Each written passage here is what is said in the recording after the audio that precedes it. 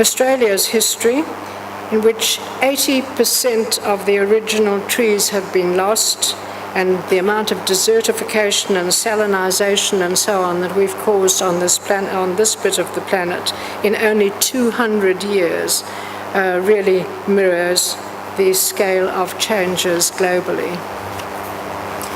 Now, recent evidence from Vostok ice cores on carbon dioxide levels over 420,000 years and up to virtually present day. Again, this is research from the SST here in Canberra, show that stability in natural balancing mechanisms was being maintained during the several glacial to interglacial climatic fluctuations it encompasses. But instability became detectable by the year 1750, and that, of course, is long before it could be blamed on the technological revolution. The cause of instability of Gaia, of the inability of Gaia to keep down greenhouse gas levels, had to be the loss of carbon sinks that forests had represented, an unbalancing of vital natural systems. And of course, when you look at it, what's happened since 1750 in terms of natural vegetation destruction globally is horrifying. Again, to use a human body type analogy, humans are acting like a virus within the living earth because of their uncontrollable population growth and their environmental footprint, and all of that being more than the immune system of the superorganism could cope with. So what is to be done to prevent complete breakdown of natural balancing systems and to start recovery? We have to immediately stop all clearing of all natural forests, particularly tropical ones, whether they're old growth, regrowth, and of all remaining natural vegetation. Nations with the vitally important equatorial forests that are being destroyed now will have to be paid by the rich nations of the world to keep their forests standing because of their ecosystem value, ecoservice value to Gaia. We need to replant trees in areas that do not revert to forest unaided. Of course, carbon credits come in this, and so it's quite a hopeful sort of scenario when you really think about it. We have to develop a global partnership for restoring health to the biosphere by saving all forests and vegetation. This should be goal 1 of the MDGs, replacing the position, its present sort of position, as goal 8. We have to stop all land clearing, begin massive replanting of trees and deep-rooted vegetation, restoring biodiverse ecosystems where possible. And we have to restore vegetation to degraded and denuded areas. Also, we have to outlaw the use of fire in land management, even in Australia. And the use of best practice farming methods has to be general. They have to restore health to soils, enabling them to sequester carbon. All of these things that I've been saying do have economic benefits and therefore are more likely to be implemented in a world in which the economy is the major thing taken into account. And then, of course, in connection with all of this, we have to stabilize and then decrease human population numbers over time, meanwhile reduce individual environmental footprints by controlling emissions, saving water, and all the other things that we can do.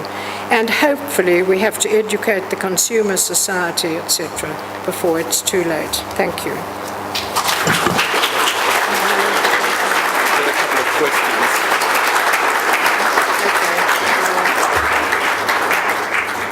We'll just take a couple of questions. There was a hand up down the back there. And there's one down the front here. Yes, we just take those. Brian.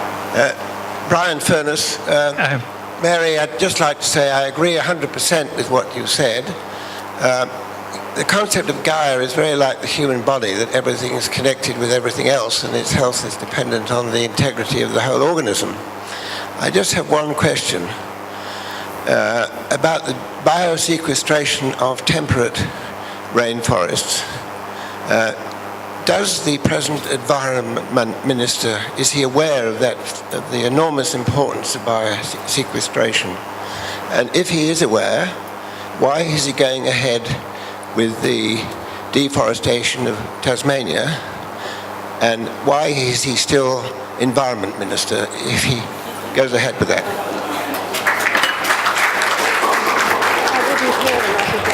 It was substantially, why is Peter Garrett still the Environment Minister? Just give me the question again, because I was pouring a glass of water for Mary. Is deforesting Tasmania wise? It is the absolute end. It should be the first thing that this government stops immediately, and all sorts.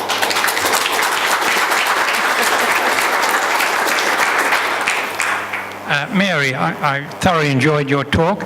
You mentioned the albedo effect.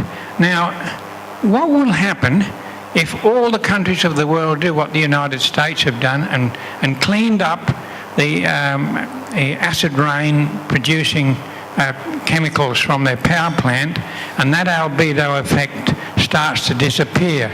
What effect will that have on global warming? I'm not a big enough expert on all of that. I sort of know more about the ancient history and such things. But I think that the problem is that even if you sort of remedy the man-made things, what you have to do is replace the sort of natural systems, because the only ones that really seem to have the power of complete control are ones with that enormous sort of biodiversity, with everything from the internet, the network of everything involving things from bacteria right through to all the other sort of organisms that live on the planet. That's why a plantation forest is much less efficient as a carbon sink than a natural forest, which has the enormous biodiversity of all the stuff in the soil that is sort of promoting the sequestration of carbon in that realm, and all the interaction of all the large, so many of them are invisible, all the living things that are part of that living network. It's all a case of a symbiotic planet requiring those sort of answers. Man-made ones, the fact that you've got as much water evaporating from areas that are now being used for agriculture and have water spread on them, and so you've got a great deal of water evaporating. That's just water vapor going into the atmosphere. Water vapor is itself a greenhouse gas.